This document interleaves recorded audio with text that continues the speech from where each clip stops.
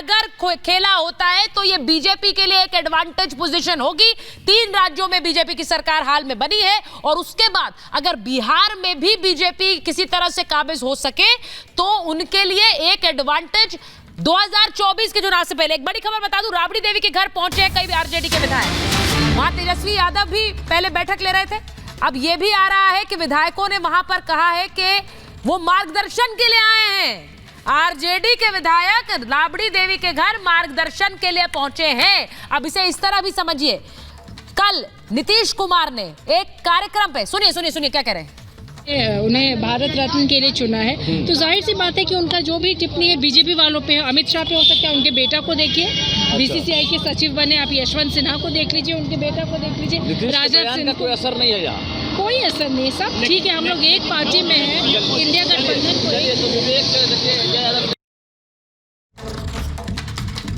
अब ये जो डेवलपमेंट हो रहे हैं, लगातार मूवमेंट हो रहा है, मीडिया की कोशिश रहती है, हमारी कोशिश रहती है कि कोई बयान मिल जाए जिसके बाद थोड़ा आंकलन हम कर पाएं कि क्या हो रहा है वहां पर। लेकिन देखिए, ये बात बिल्कुल तय है कि बिहार से कोई बड़ी खबर तो हमें मिलने वाली है।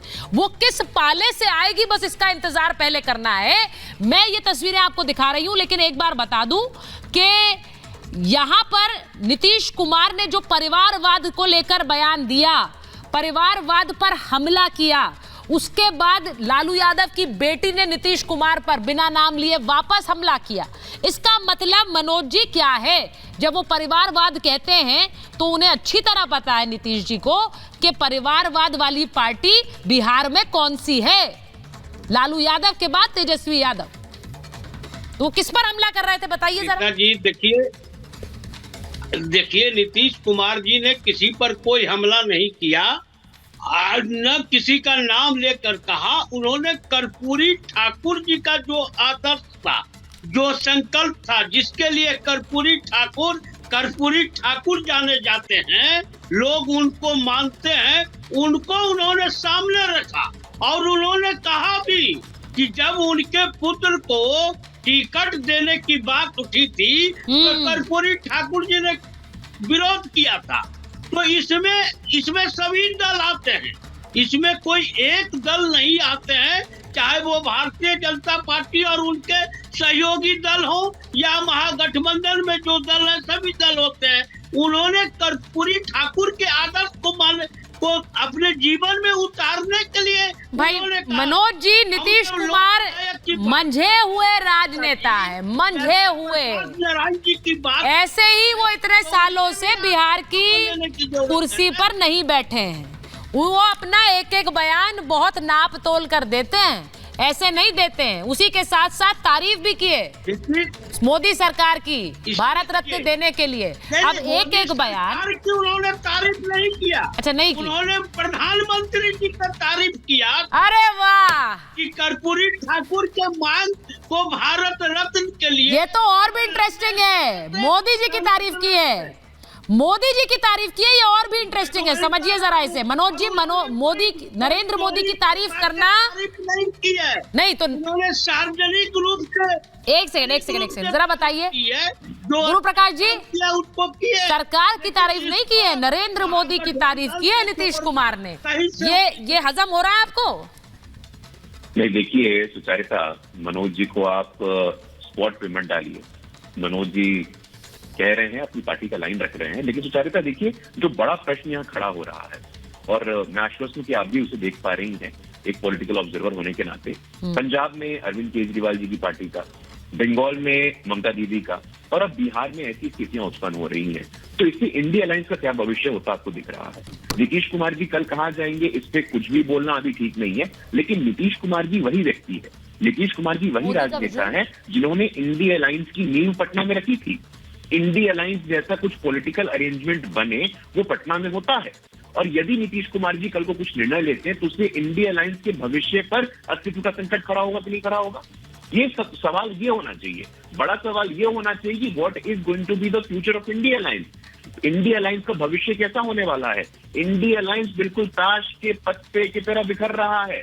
पंजाब, बंगाल, इस वक्त हर जगह यही स्थिति हो रही है। गुरु प्रकाश जी, एक बड़ी बात यह है कि नरेंद्र मोदी का साथ क्या हर कोई चाह रहा है, इसलिए क्योंकि वो समझ पा रहे हैं कि 2024 में नरेंद्र मोदी की वापसी तय है। मैं इस वक्त तस्वीरें दिखा रही हूं, जरा वो तस्वीरें फुल फ्रेम काट दीजिए। नरेंद्र मोदी के रोड शो की तस्वीरें जयपुर से आ रही हैं, जहां पर वो इमैनुअल मैक्रोन के साथ हैं। केवल फ्रांस ये तस्वीर देखिए, भारत की निगाहें नहीं है। इमैनुअल मैक्रोन फ्रांस के राष्ट्रपति, कि कैसे दो महाशक्तियां भारत जो कल दुनिया का सबसे रिपब्लिक डे परेड में बतौर मुख्य अतिथि शामिल होंगे।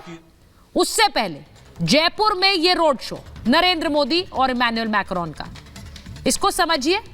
इमैनुअल मैक्रोन और नरेंद्र मोदी की तकरीबन 1 दर्जन से ज्यादा मुलाकातें पिछले साल में हुई हैं, सिर्फ 2023 में। और इमैनुअल मैक्रोन फ्रांस के एक युवा नेता 2017 में सत्ता पर काबिज हुए हैं और तब से वो नरेंद्र मोदी के साथ कई मुलाकातें कर चुके हैं और भारत की सरकार के साथ अपना सहयोग बढ़ाने पर लगातार जोर देते रहे हैं। भारत की यूनाइटेड नेशन सिक्योरिटी काउंसिल में परमानेंट मेंबरशिप को लेकर भी वो समर्थन में रहे हैं। तो भारत के साथ सहयोग बढ़ाने में वो, देखिए जरा भीड़ देखिए वहां पर तस्वीरें खींचने के लिए नरेंद्र मोदी और इमैनुअल मैक्रोन के साथ। ये तस्वीरें रोड शो में, पीएम मोदी के रोड शो में इस वक्त भारी भीड़ नजर आ रही है। और यहां पर राजस्थान का एक दौरा करा के हवा महल से सांगानेरी गेट तक जा रहे हैं, वहां इमैनुअल मैक्रोन को लेकर प्रधानमंत्री। और वहां इस दौरान जो तस्वीर आप देख रहे हैं, इस दौरान दोनों तरफ लोगों की भारी भीड़ है, हुजूम है देखने के लिए प्रधानमंत्री को, फ्रांस के राष्ट्रपति को। ये जो नरेंद्र मोदी के साथ का जो साथ है, क्योंकि ये जैसा मैंने कहा कि फ्रांस के जो मीडिया है या फिर अमेरिका का मीडिया है, ब्रिटेन का मीडिया है, वो इस बात को लेकर लगातार आकलन करता है समीर जी कि क्या नरेंद्र मोदी भारत में फिर से आ रहे हैं। कई लेख उनमें छपे जो मैंने पढ़े, जिसमें ये कहा जा रहा है कि Narendra Modi coming back to power. और उसका भी एक सीधा इम्पैक्ट ये है कि जो देश हैं अलग अलग, वो यहाँ पर नरेंद्र मोदी की सरकार के साथ, या फिर मैं कहूँ नरेंद्र मोदी के साथ इस सहयोग और कोऑपरेशन को बहुत कम नोटिस में आए हैं। ये बिल्कुल बहुत कम नोटिस में इमैनुअल मैक्रोन। देखिए, प्रधानमंत्री नरेंद्र मोदी तीसरी बार सरकार बनाने जा रहा है, ये हिंदुस्तान की जनता तो जानती है, हाँ। पूरी दुनिया जानती है। और प्रधानमंत्री मोदी ने 2014 से लेकर 2023 आज 9 साल कंप्लीट हो चुके हैं, 10वां साल लग गया है। जिस तरीके से विकास के काम किए हैं, विदेशों के अंदर भारतीय केंद्र सरकार ने जो काम किया है, भारत की जो विदेश नीति रही है, वो पूरी दुनिया में प्रधानमंत्री नरेंद्र मोदी का जो सम्मान बना है कि उन्हें जो वर्ल्ड के पावर कहे जाते हैं, वो प्रधानमंत्री नरेंद्र मोदी से सलाह लेते हैं, उन्हें अपना बेस्ट फ्रेंड बताते हैं, उनसे सलाह लेते हैं। मुझे ऐसा लग रहा है कि प्रधानमंत्री मोदी ने भारत का मान विदेश के अंदर जो बढ़ाया है, वो देखने के काबिल है। रशिया का वॉर यूक्रेन के साथ होता है तो यूक्रेन के राष्ट्रपति और रशिया के राष्ट्रपति दोनों प्रधानमंत्री से बात करते हैं अपनी अपनी समस्याओं को लेके।